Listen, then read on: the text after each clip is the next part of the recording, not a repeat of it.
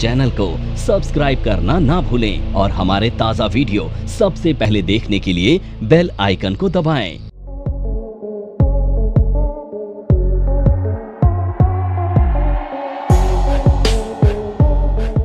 अच्छा ई चलते हैं। ई NIFM educational institution limited permanently transfer the car free of cost to the one of its faculty.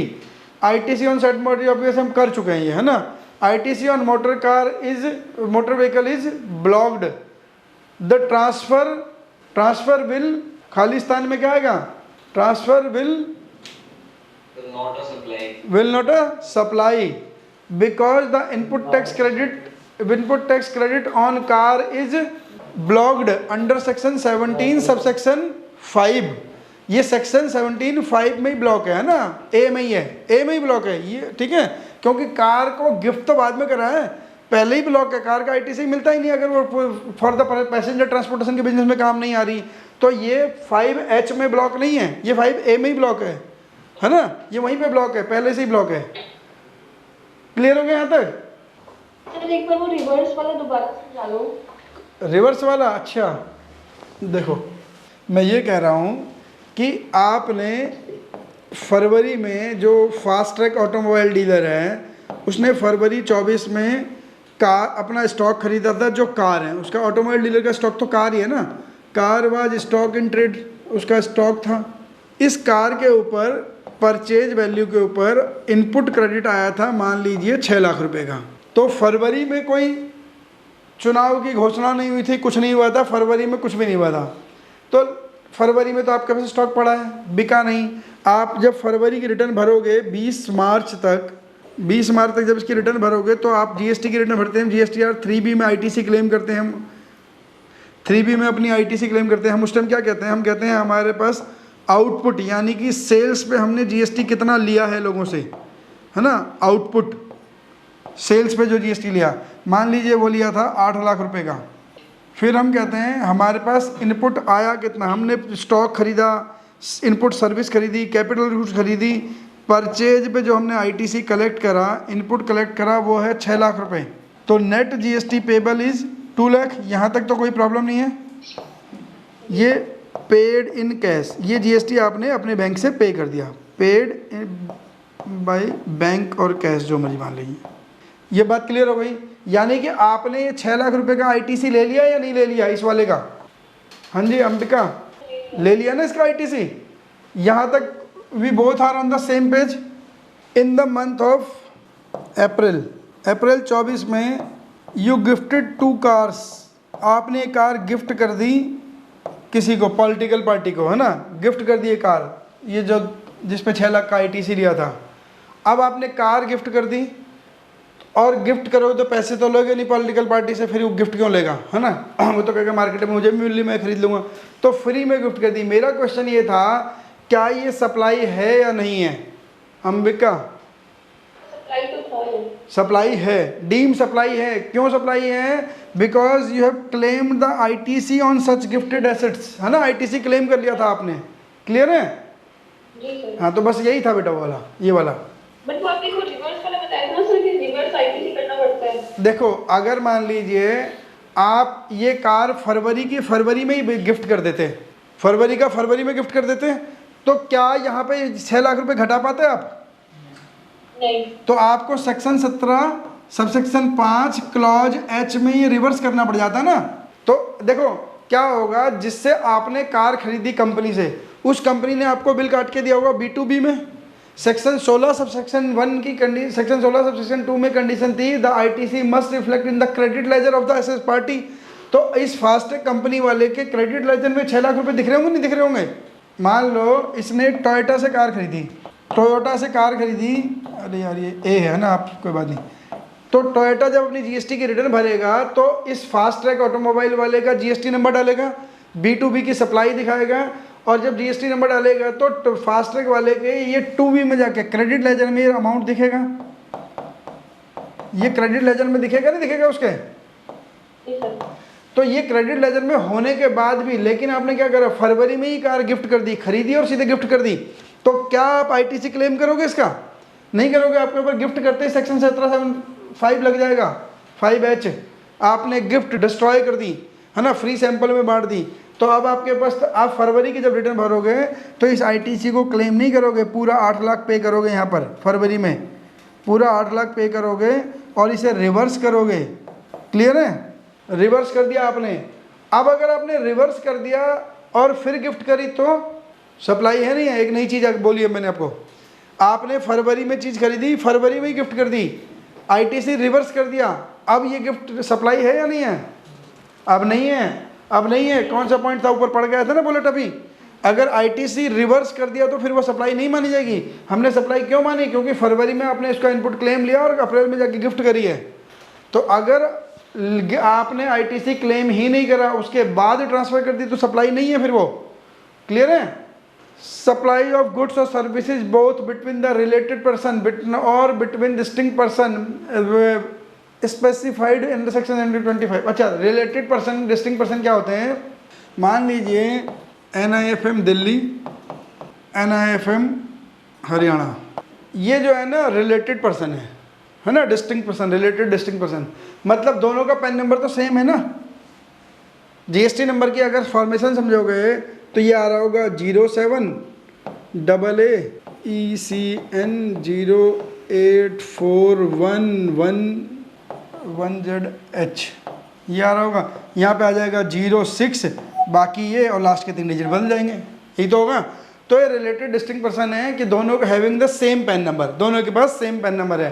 तो अगर यहाँ इन बी के बीच में कोई सप्लाई होती है विदाउट कंसिडरेशन और विद कंसिडरेशन कोई फर्क नहीं पड़ता, सप्लाई मानी जाएगी, है ना। इन दोनों के बीच में अगर NIFM दिल्ली ने NIFM हरियाणा को कोई सामान भेज दिया तो वो सप्लाई मानी जाएगी। ठीक है?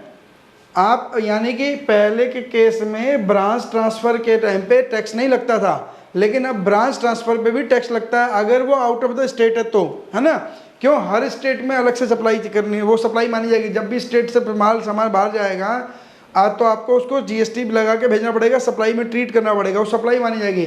बेशक NIFM दिल्ली NIFM हरियाणा को माल बेच रहा है, NIFM दिल्ली NIFM हरियाणा को सर्विस दे रहा है, तो वो सप्लाई मानी जाएगी। क्लियर है? अगर बस ये क्या कह रहा है एक चीज़ बुलेट में, ये इसके अंदर ही क्या कह रहा है कि अगर मान लो किसी एम्प्लॉयर ने अपने एम्प्लॉय को 50,000 रुपये या उससे कम वैल्यू का गिफ्ट दिया है तो वो सप्लाई नहीं माना जाएगा। ठीक है?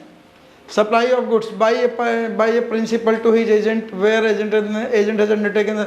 अब अगर मान लीजिए प्रिंसिपल ने, किसी कंपनी ने अपने एजेंट को सामान भेज दिया कि ये लो बेचना, तो क्या है वो? सप्लाई है ना, वो सप्लाई है। और एजेंट ने वापस प्रिंसिपल को भेज दिया तो भी सप्लाई है। Import of service by a person related to a person related person or from any other person established outside the India in the course of furtherance of business। वही import of service, यानी कि अभी इसका मतलब क्या है कि आपने अपनी किसी फॉरेन ब्रांच से, विदेश की किसी ब्रांच से कोई सर्विसेज ले ली तो भी क्या है वो सप्लाई मानी जाएगा और उस पर रिवर्स चार्ज में GST देना पड़ जाएगा। RCM में आपकी कोई फॉरेन में ब्रांच है ना, इंडिया में नहीं। अब सर्विस देने वाला कौन है? इंडिया के बाहर, तभी तो इंपोर्ट ऑफ सर्विस होगा।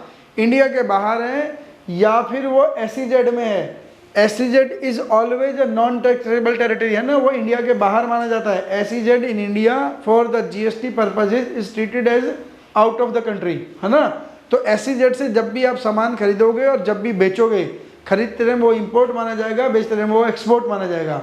SEZ में, इंडिया में जितने भी SEZ हैं, अगर आप SEZ में SEZ डेवलपर और SEZ इस्टेब्लिशमेंट को दोनों को गुड्स या सर्विसेज देते हो, एक्सपोर्ट है, दोनों से लेते हो तो वो इंपोर्ट है, या इंडिया के बाहर से ले लिया तो भी दोनों केस में।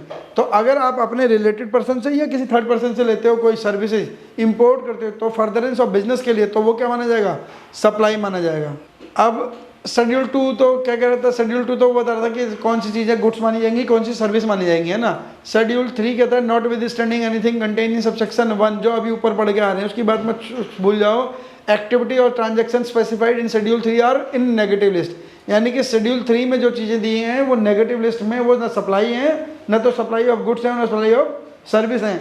जिसके लिए मैंने आपको पिछली क्लास में एक एग्जांपल दिया था, USA से सामान UK भेजा था तो वो इंडिया में सामान कभी आया ही नहीं, तो ना सप्लाई ऑफ गुड्स थी और ना सप्लाई ऑफ सर्विस था।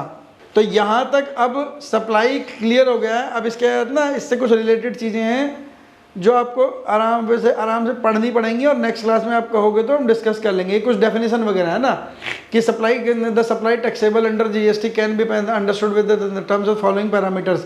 सप्लाई होनी चाहिए, टैक्सेबल गुड्स की सप्लाई होनी चाहिए, है ना, टैक्सेबल गुड्स की सप्लाई होनी चाहिए, बाय द टैक्सेबल पर्सन होनी चाहिए, और आपका supply should be made in the course और फर्दरनेस ऑफ द बिजनेस। लेकिन हमने देखा है कि अगर फर्दरनेस ऑफ बिजनेस नहीं है सर्विस के केस में तो भी वो सप्लाई मान ली जाएगी, है ना।